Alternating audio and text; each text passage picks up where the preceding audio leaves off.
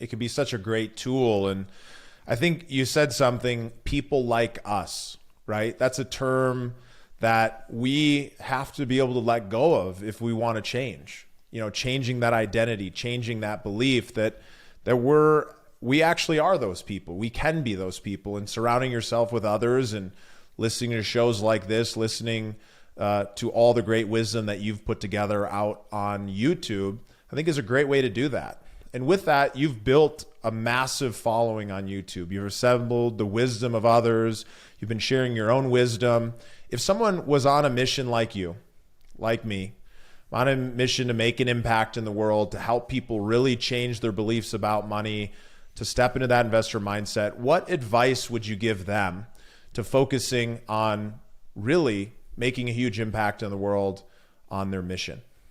The first is understanding what is the mission that you're on, and do you have clarity over that? So I'm a big believer that your purpose comes from your pain. Whatever you struggled the most with is what you want to help other people through. And so getting pretty clear on what was the biggest struggle of your life that now you want to make easier for other people so that they don't have to suffer and struggle as much as you. Mine was believing in myself as a young entrepreneur, 19 years old, wanting to quit on my company. I'm still making content for 19-year-old Evan because there's millions of 19-year-old Evans out there who need the help and support and guidance and motivation. And so getting clear on that, I think often we're just looking to chase an opportunities like, oh, everybody cares about passive income, so let's make a passive income show. Like if that's why you're doing it, you're going to lose. You have to deeply care about this. And so that comes from usually a painful place where like growing up, maybe you didn't have a lot of money, or maybe, your parents didn't have a lot of money, or whatever it is, like tapping back into that. And so for everybody listening, watching, figuring out what is that painful moment in your past that you can get up on your couch and lie down and talk to Steven, virtually, and just kind of go through that same exercise of what's the most painful thing that you went through that now you want to make sure that people don't have to suffer through. That's your purpose, and that will never get old. Like that, I'll love believing in people until the day I die. I'm 43. I started doing content when I was 22, so it's been over 2 decades of doing this, and I feel like I'm just getting started. When people ask me, like, how do you not burn out? How do you deal with burnout? Like, burnout is, this is fun. This doesn't feel like work. This is fun for me. So that's step one. Step two, I would then say, okay, well, now that you identified what you want to create, it's to start to surround yourself. So back to the last question, like surround yourself with the people who are doing it, who inspire you, who feel like, make you feel like it's possible, whether it's on YouTube or books or podcasts. Like you need to surround yourself with it, because no matter how much of a great day you had today, tomorrow you're starting over again. And that motivation is not always there. And so you need to create the environments, the habits, the rituals, the routines by following the people who make you feel better about yourself and give you hope and inspiration and tactics of what to do. If you're around those people every day, you will start to move forward on building your mission too. Yeah, I think it's so powerful because, when you have that pain and you really connect to it, you know that there's other people who are experiencing it. It can often be kind of a fear moment for people to share that story, to share who they really are, where that comes from. And when you aren't sharing that story, there's a missing piece that doesn't connect those two together. I mean, for me, I grew up in a challenging childhood, a lot of trauma, a lot of fear, a lot of pain. And for me personally, a lot of it came back to money, came back to a belief about money. It came back to me believing that all my problems were actually connected to money.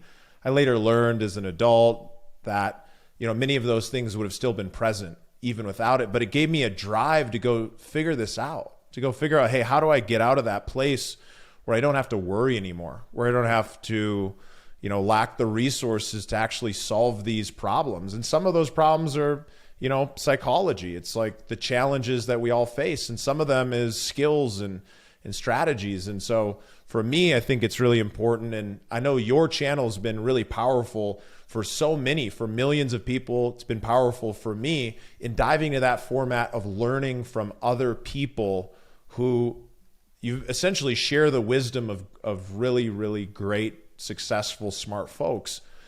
On your mission that you're on, what challenges with that format that you've built have you faced for what's next? And what's been the advantage of that format for what you've been able to build and the impact that you're making in the world? My biggest limitation is still lack of belief. So people say, well, you're the believe guy. It's like, yeah, but I believe in myself to do the things that I've done now, but to do the next big thing, I don't believe myself to do the next big. So I still need the channel for myself, because I want to wake up and have Oprah Winfrey or Steve Jobs or Elon Musk or whoever it is whispering messages in my ear to get me going to do the next thing. One of my you talk about the format of giving tribute to other people. At the beginning, it was just, hey, I've learned this from these people, and I think you might be able to learn too. I was just hoping to shortcut the path, because my worst day in my first business was when I said I quit on my business partner. And I woke up the next day and said, I can't quit yet because I'm going to regret this if I don't figure this out. At least if it doesn't work out, fine, but at least know that I gave it everything, because I don't want to look back and say, I wish I just tried a little bit harder. But I couldn't keep going the way that I was going, so I had to find another path. And the thing that came to me was, I can't be the first person to try to solve this problem. Like, somebody's figured this out. Why don't I just model success? Like, model success wasn't words that I would use. You know, it was probably a lot more clumsy. But I can't be the first person to figure this out. Somebody's done it. And that's where I studied Bill Gates.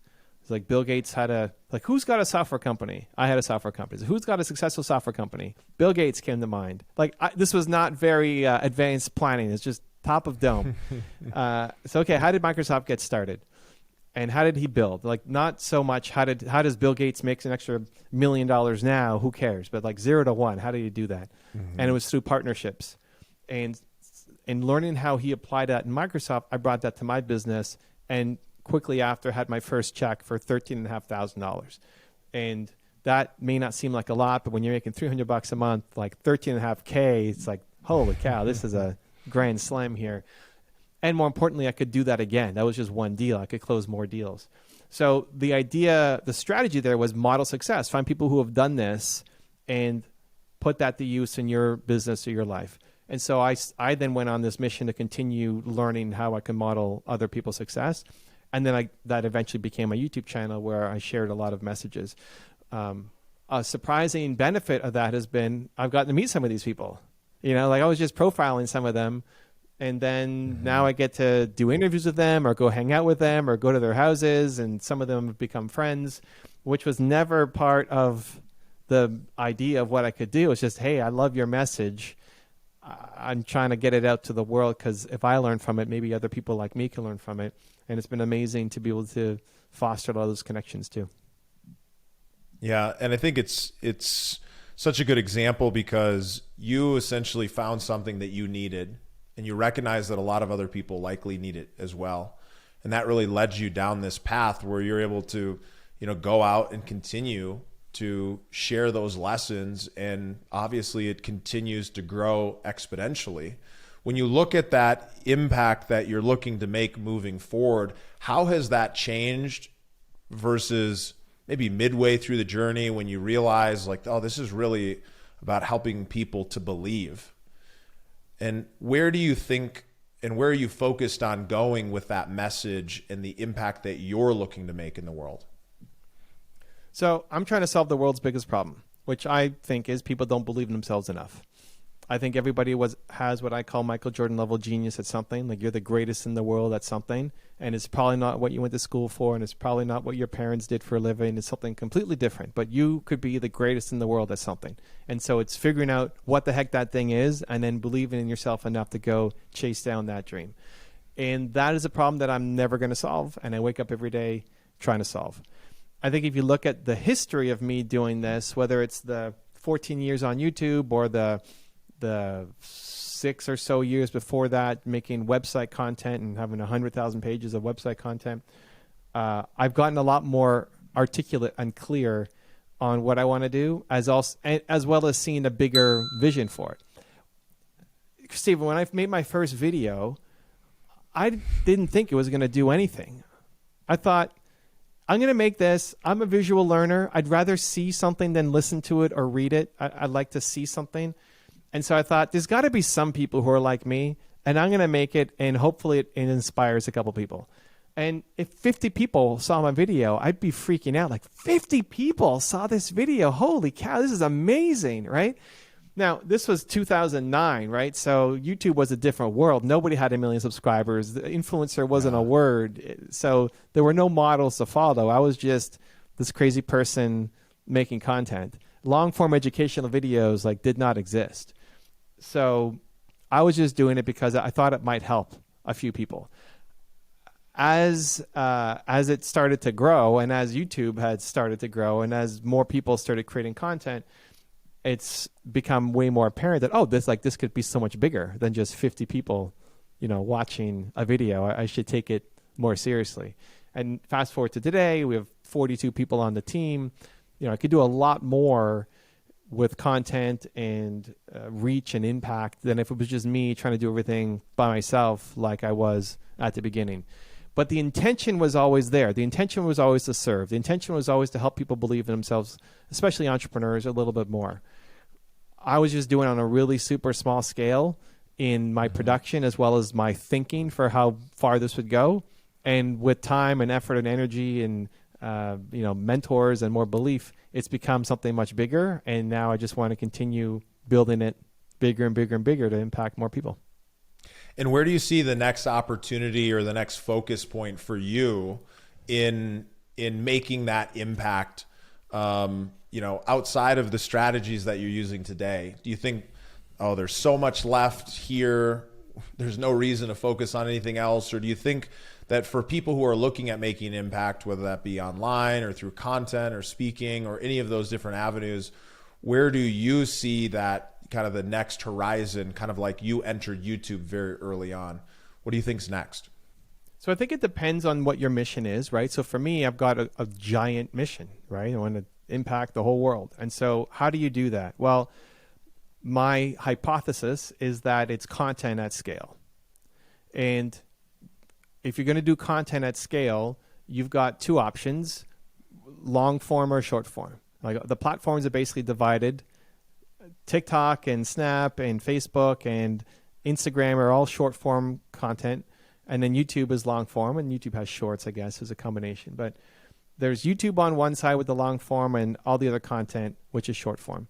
And if you want to have an impact and really want to make a difference, I think it's hard to do it in 30-second little clips. So that's a lot more inspiring, but it's not really making a huge impact. If you're trying to explain multifamily investing in a 42-second video, like, good luck, right? So, but it's fine. Like, the shorts have their own path. It's to inspire, but it's not really to do deep education. And you're not really doing any of the deep work just from the clip. So hopefully the clips inspire somebody to start down the path to learn more about this thing. Thank you for listening to the Investor Mindset Podcast. If you like what you heard, make sure to rate, review, subscribe, and share with a friend. Head over to theinvestormindset.com to join the Insider Club, where we share tools and strategies from the top investors and entrepreneurs on how to take it to the next level.